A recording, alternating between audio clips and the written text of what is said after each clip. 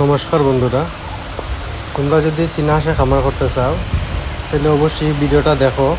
তার লাগে হইয়ার এই ভিডিওটা দেখলে তোমরা সবে বুঝবাই যে চীনা হাঁস খামার কেমনে করতে লাগে, কিতা কিতা ওষুধ দেওয়ান লাগে, কিতা কিতা খাওয়ানি লাগে, সব কিছু এই ভিডিওর মধ্যে আমি তুলে দেবো। আমি শুধু 2টা চীনা হাঁস তো শুরু করছিলাম, এখন প্রায় 35টার মতো আছে চীনা হাঁস। এখন আবার এটা 6-7 মাস হয়ে যার ডিম পাড়াত বইব, ডিম পারলে তো আবার বাড়ি যাব। ওখানে ইচ্ছা 100 থেকে 200 চীনা হাঁস পালার।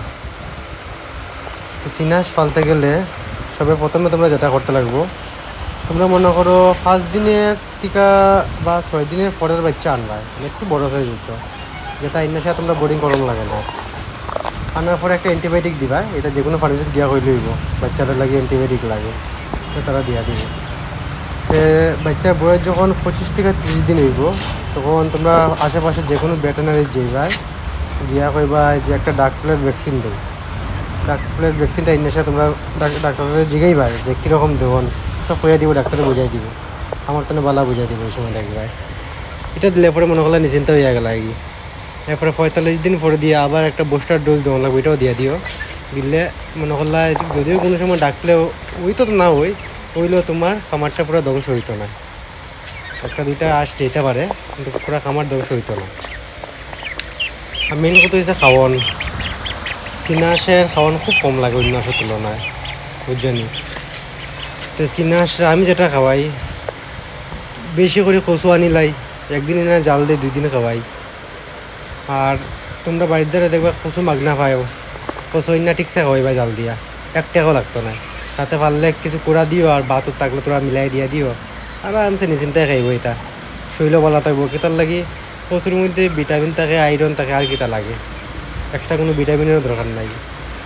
আর তোমরা 3 মাস বয়সের পর থেকে কৃমি ওষুধ খাওয়াইও নিয়মিত। 3 মাস পরে কৃমি ওষুধটা খাওয়াই, এটা খুব ইম্পর্টেন্ট। নাইলে দেখবার ডিম কম দিব, নাইলে উমো বইতো না, কত প্রবলেম দেখাইব। আর চীনা হাঁস পালন লাগি বেশি কিছু লাগে না, যে টিপসটি হয়েছে এটি পালন করলে আর কিছু লাগতো না, এটাই যথেষ্ট। আরেকজন বন্ধু আমার জিগাইছিল যে চীনা হাঁস পালন করতে গেলে জল কতটুকু খিতা লাগবে, ফিশারি লাগবে নি। তাই নিয়ে কইতাম চাই আর চীনা হাঁস শুকনার মধ্যে পালন যায়, আমি নিজেও শুকনার মধ্যে পালি। আর চীনা হাঁস পালন করতে গেলে কোনো জলের প্রয়োজন হইতো না, শুধু একটা গামলার মধ্যে জল রাখে দিলে হইবে, 1 গামলা। এটা ডেলি চেঞ্জ করে দিও, নাইলে আবার অসুখ বিসুখ হইলে ভেজাল। তো বন্ধুরা, চীনা হাঁস পালতে গেলে তোমরা জলের প্রয়োজন হইতো না। আর একটা মেন যে কথা এখানে হয়েছে, যখনই সন্ধ্যার সময় তোমরা চীনা হাঁসটা গড়ে তুলবা, তোলার একটু আগে যদি পারো কিছু ধান আর কিছু দানা মিক্স করে খাওয়াইবা। এটা কি তার লাগি তোমরা সবাই জানো আশা করি, যারা নতুন এরা তো জানতে না। দানা খাওয়াইলে হাঁসের ডিম ভালো দেয় বুঝলি। তো ডিমের লাগি তোমরা দানাটা অবশ্যই খাওয়াইবা।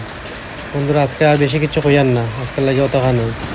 তো বন্ধুরা, সাবস্ক্রাইব করো, ধন্যবাদ।